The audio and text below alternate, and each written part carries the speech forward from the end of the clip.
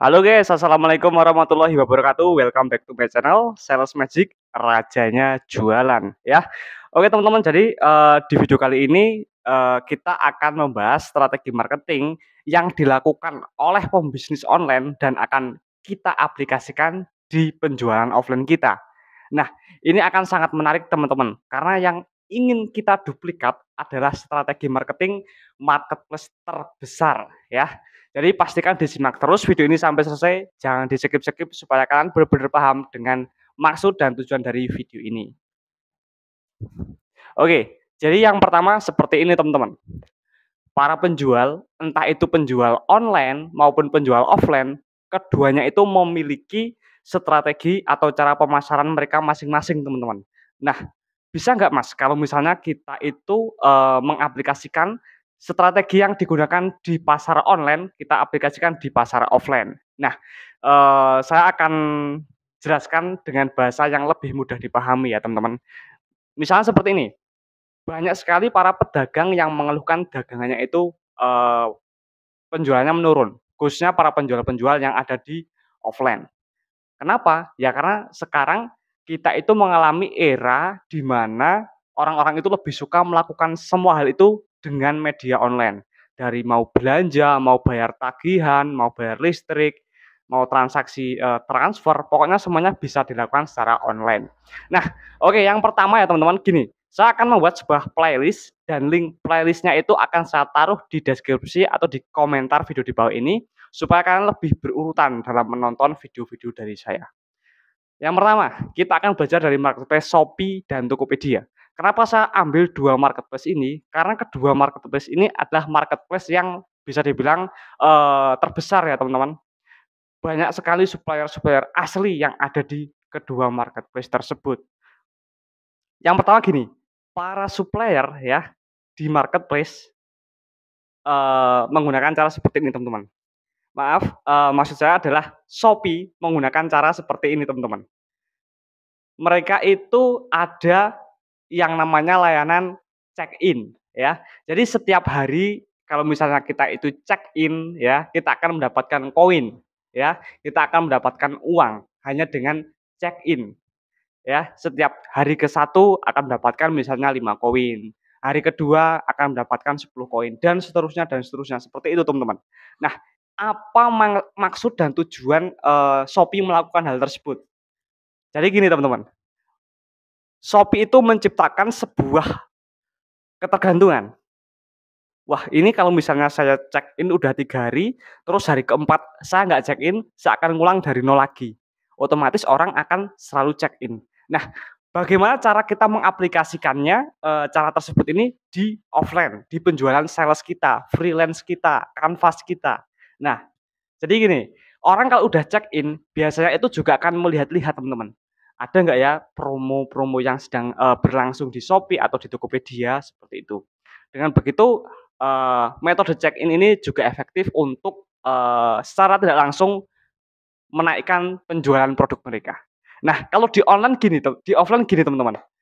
Yang pertama adalah kunjungan, ya. Check-in itu aplikasiannya di offline adalah kunjungan. Semakin kita itu rajin berkunjung setiap hari, ya, setiap hari, otomatis kemungkinan kita mendapatkan NOO, new open order atau toko baru itu lebih tinggi. Nah, banyak sekali para sales-sales itu yang nyerah di kunjungan pertama.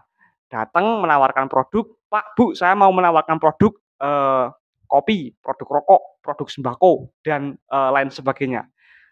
Begitu mereka mendapatkan penolakan, yang mereka lakukan adalah di minggu berikutnya lewat tuh di depan toko yang kemarin nolak.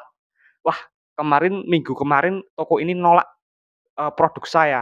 Berarti saya nggak mau kunjungi lagi, saya nggak mau datang lagi ke toko ini." Nah, itu udah salah ya, teman-teman. Karena apa? Ya karena kita nggak tahu alasan orang itu menolak produk kita atau belum mau membeli produk kita waktu kita berkunjung pertama kali ke toko mereka.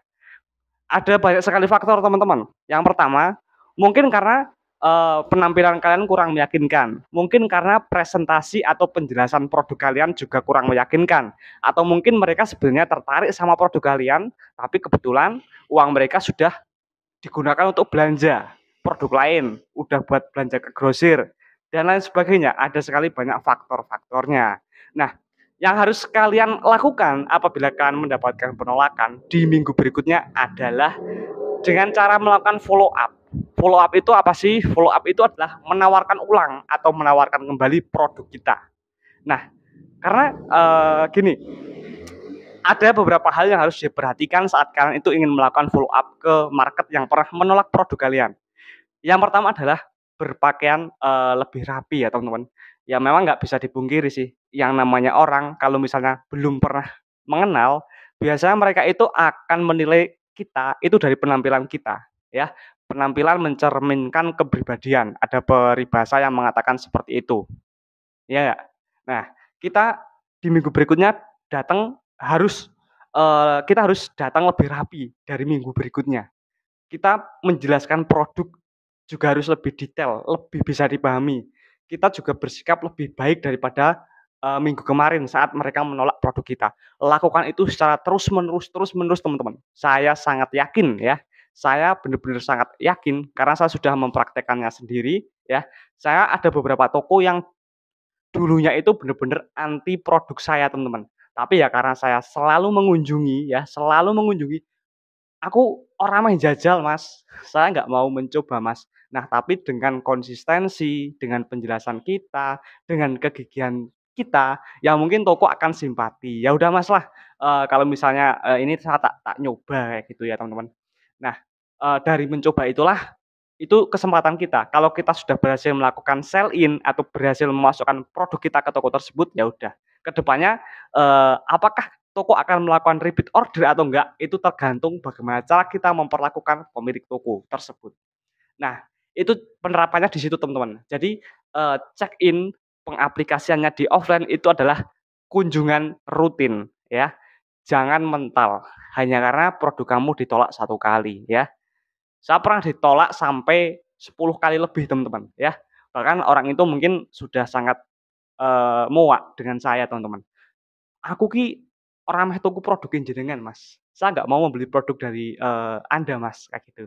Nah, tapi karena, "Ya udah, Bu, saya cuma numpang absen, Bu, karena saya, ya kerjanya kayak gini, Bu, yang penting saya ada data kunjungan, besok kalau misalnya ada SPV datang ke sini ya, setidaknya, eee, SPV memang bener-bener tahu kalau saya itu emang kerja, Bu," kayak gitu. Waktu saya kerja di distributor, seperti itu, teman-teman, ya. Jadi yang penting kalau misalnya kita rajin berkunjung ya, kita berkunjung, kita lebih baik cara menawarkannya, lebih baik berpakaiannya, dan lebih baik dari segala hal, saya yakin akan terjadi closing atau pembelian. Ya itu hanya salah satu dari banyaknya faktor ya, untuk kita sampai ke titik closing. Tapi ini adalah tips pertama ya teman-teman, check in setiap hari. Nah kalau di offline, berkunjung setiap hari, lakukan follow up.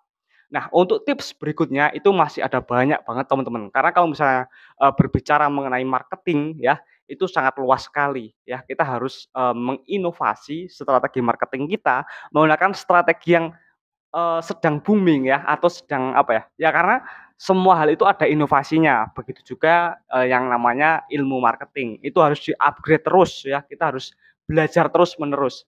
Karena orang kalau udah berhenti memutuskan untuk tidak belajar, ya udah, mereka stuck di situ. Kemampuan mereka stuck di situ, penjualan mereka stuck di situ. Kita harus mau terus belajar, ya. Untuk tips berikutnya akan saya update di next video. Jadi buat kamu yang baru ketemu sama channel YouTube ini ya, jangan lupa untuk di-subscribe ya dan share ke sosial media kalian, saya doakan menjadi amal sedekah jariah kalian semuanya. Dan bagi kalian yang belum subscribe, di-subscribe karena di 50.000 subscriber saya akan membuat giveaway ya.